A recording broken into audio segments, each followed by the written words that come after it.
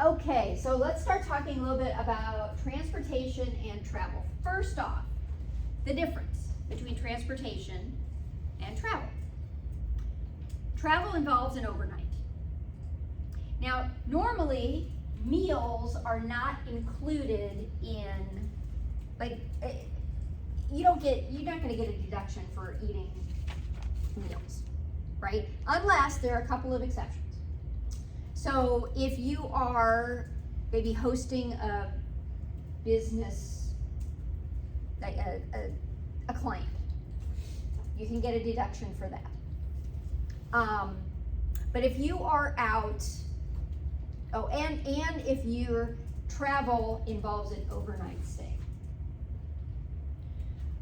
But if you are just out, like you're working and then you go out to lunch, and even if you're on the clock and you pay for lunch, you can't deduct the meal, right? That type of meal is not going to be deductible. Or if you're out and about and you go through the drive-through, even if you're driving between clients' offices, you go through the drive-through and you grab some lunch, that is not a deductible expense, right? Unless there's some sort of overnight stay involved, which is travel, then there are different rules for it. But just day-to-day meals are not included in those expenses. Transportation is day-to-day. Your personal vehicle, using your personal vehicle for business purposes, taking taxis for business purposes or Ubers for business purposes, anything along those lines if it's used for business purposes. Now I need to mention though that this is only for Schedule C businesses or other types of separate businesses. This is not for employees. You do not get to deduct any expenses under this category if you are a W-2 employee. So if you're a W-2 employee and you go out driving for your office, the only way that you're going to get any type of benefit from that is if you get reimbursement from your employer. You cannot deduct those expenses. Used to be you could deduct those expenses. You can no longer deduct those expenses. Okay, so this is what I'm talking about. If you're a bookkeeper and you're a W-2 employee as a bookkeeper and you've got lots of clients that are you got clients in Ankeny, you got some in West Des Moines, you got some in Johnston, you're driving all over the place, going to their offices, getting their QuickBooks updated, all that stuff. If you're an employee, you need to ask your employer to pay for those costs because you're not going to get any tax benefit from them. Okay, and employers should be providing reimbursement. You're looking puzzled, Brian. No? Oh, okay. Sorry. Okay, so transportation is local. It's during the day types of transportation.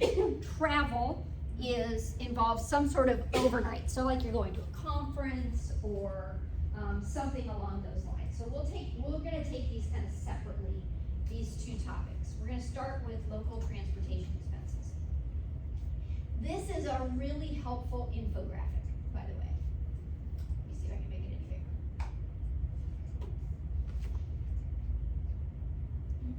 Not really. All right. So we have to distinguish the only types of transportation that are deductible are those related to business. Commuting does not count. And this is where it gets a little bit tricky when you are working for yourself. If you have a business location, so you're that bookkeeper and you've got your own business and you've got an office set up for your business, driving from your home to that office is commuting. It is not deductible. Driving from that office to a client, that is deductible, right? Driving from your home to a client is deductible. If there's a client, it's because that's a temporary work location. So this is really helpful. So if you go from your home to a regular job, this is your main job, whether you are self-employed or not, this is never deductible. Doesn't matter if you're driving 200 miles, it's not deductible. driving from your home to a second job directly is also never deductible.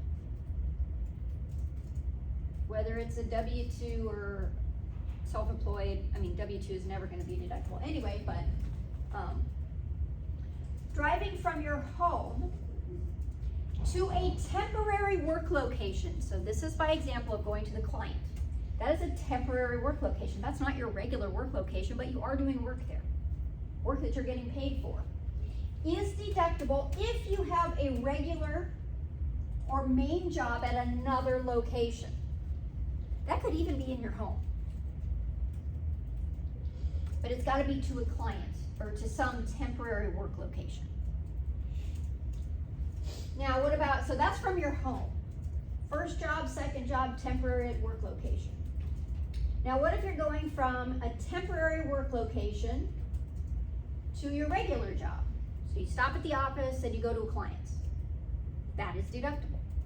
It's always gonna be deductible.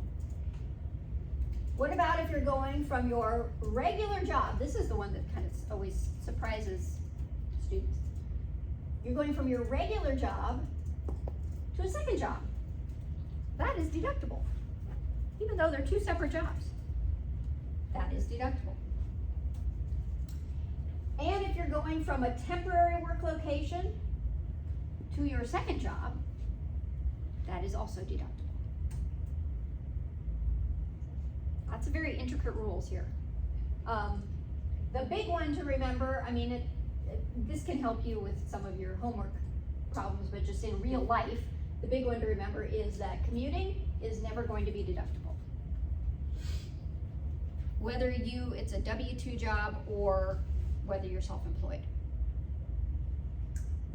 There are a couple of different ways that you can, when it is deductible, there are a couple of different ways that you can deduct those expenses.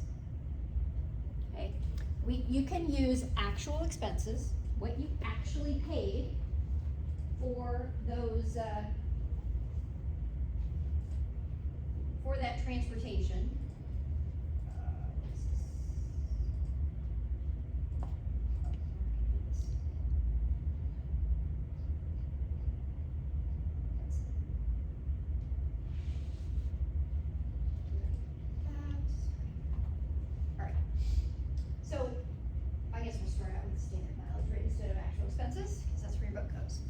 Okay, so this is probably the easiest way of tracking expenses. You have to keep a log. You have to have written documentation. I would always recommend to clients that they have, well, you can get on an app now, an app that includes GPS, where you can just push a button to start your business mileage and then push a button to end it, and then it keeps track of the miles that you drove. In the olden days, before apps, we would just have like they probably even still sell them at Staples, the mileage logs. They're little booklets where you could write in your beginning odometer reading, your ending odometer reading, the date that you traveled, what the purpose was of what the business purpose was of your travel, and then the total amount of miles as well. It needs to be contemporaneous, meaning you have to keep it at the same time as you actually incur the expense. You cannot put it together at the end of the year, which a lot of people do. Reconstruct, you can't reconstruct it. A lot of people do. If they ever got caught doing it, the IRS would disallow their transportation, even if it was legitimate, right? Using the standard mileage rate is pretty simple. You just multiply the number of business miles that you drove times whatever the standard mileage rate is. For purposes of your book, I think it's 56 cents a mile. Surprise, surprise, it's increased since your book was published. I think it's 62.5 cents a mile. That started actually in the middle of the year. That'll happen every now and then when prices go up as fast as they have. They will make adjustments to that rate, which means it's really fun as a tax preparer. You have to tell clients, okay, you got to give me your mileage from January to June, and then from July to December, give me your mileage, and then you have two different calculations that you do for the year. Standard mileage rate assumes a lot of built-in expenses. If you take the standard mileage rate, it assumes gasoline expenses, which this is the big reason that it jumped to 62.5 cents. It assumes repairs, it assumes oil changes, it assumes a lot of those expenses that we all have in maintaining a vehicle. Okay, and all you do is you just take the miles that you drove for business and you multiply it by the standard mileage rate. So if I drove, let's say I drove 20,000 miles total, and 12,000 of those 20,000 were for business, I would take the 12,000 times my mileage rate, 0.56.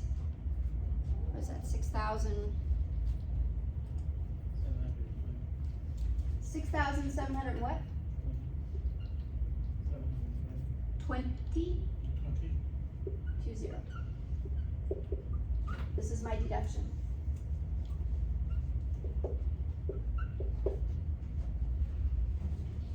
You don't have to worry about depreciating the vehicle. You don't have to worry about, when you sell the vehicle, calculating any gain or loss. Standard mileage rate is a lot easier to manage, especially if it's a small business. Right? Now, large businesses may, because they've got different types of vehicles as well, may not choose to do this. But for small businesses, it makes sense. Now, certain expenses aren't even included in that. Parking and tolls, you get to add on to that amount. Also, interest that you pay is added on as well. So if you have a car loan and you pay interest, you get to do that. Once you choose the standard mileage rate, you can't switch. You can't really switch back and forth between the two methods. The other method is called actual expenses. Oh, property taxes as well, yeah. So those personal property taxes on your vehicle, the registration fees, you can also take that if you use the standard mileage rate. The other, and I don't want to linger on the standard mileage rate too much because it's pretty self-explanatory. The other method is to take actual expenses. Now, if your car is used 100% for business, that's pretty easy to do. But you have to save all your receipts and keep track of all of that, right? And you still have to keep a log. So even if you take actual expenses, you still have to keep a log of the miles that you've driven. If, however, it is part business and part personal use, then you get a little bit it gets a little bit tricky. You have to figure out, you only get to take the business portion as a deduction, right? You don't get to take the personal use portion. So you got to divide up, how much have I used it personally, how much have I used it for business purposes, and that's where the log comes in as well, because you don't get a deduction for all of the for the personal use. So if you have a car that you're using for business, but you also use it to take the kids to school, to go run your errands, to do all of that stuff, to take on vacation, now you've got a portion, but those expenses, those actual expenses between the two activities. So for registration fees, insurance, and licenses, you can't really track for that, like for business, you can't like separate it out, so how would you do that? So the registration, So like with the stuff you just pay in full, or like, like for gas, you use like miles, or depreciate, like, if you purchase like insurance and licenses, how do you separate that out? so, well, you would have, if you're using actual miles, Well, no, if you're just looking at like the actual cost, so like the actual cost of like a license, you purchase. oh, and you're using it partially personal and partially, Yeah. okay, so what you would do is keep track of all of your miles, for the year. And you would distinguish between the personal miles and the business miles. And then you would take whatever percentage of that total is business, and that's the percentage that you would apply to the license. So for example, if you had, again, so let's say we had 20,000 total miles, 12,000 of them were for business. So what percentage is 12,000 of 20,000? So we would take, what is that? 60. 60%. 60% business use. So then we've got our registration fees, gas,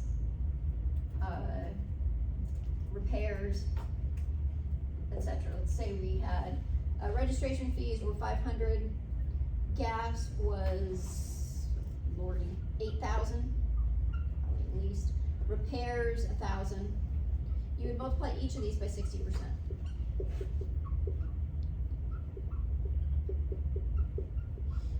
Okay, so 600, what is this, 4,800? Yeah. Times 5, 300. So 8, 14, 15, 16, 17. 4. Get that right? 5,700? So that would be your total deduction. So you've got to first figure out what percentage of your total usage was for business purposes. And then you've got to figure out how much you spent on all of that.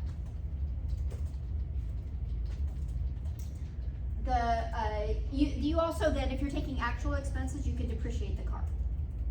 Again, it would be based on your business usage. So in this case, if your car was $10,000, your business usage is 60%, you can only depreciate $6,000 of that car, because you don't get personal depreciation. For using the standard mileage rate, you don't get to depreciate. That is built into the mileage rate, that depreciation amount.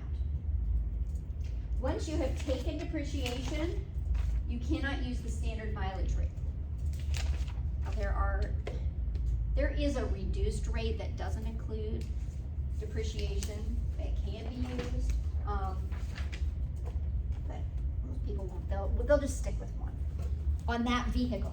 You can have multiple vehicles and use different methods. You can use actual expenses on one vehicle and mileage rate or mileage on another.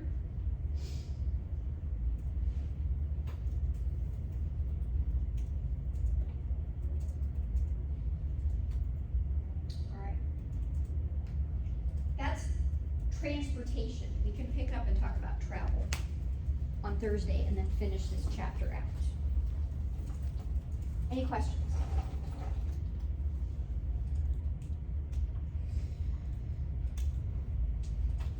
Nope. Madison, do you have a question? No. Okay.